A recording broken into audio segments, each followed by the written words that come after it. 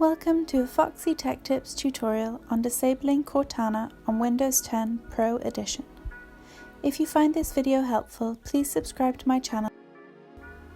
Start by opening Windows Search and search for GPedit.msc and open it.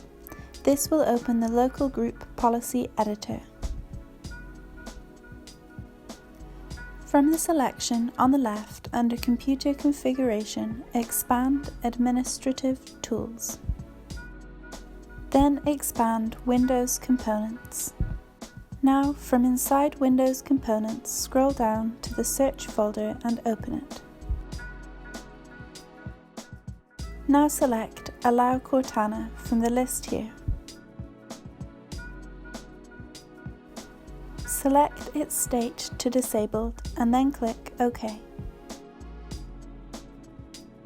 Cortana should now be disabled on your PC. And that draws an end to this tutorial. Please like the video if you found it helpful and subscribe to Foxy Tech Tips for more Windows tips and tricks.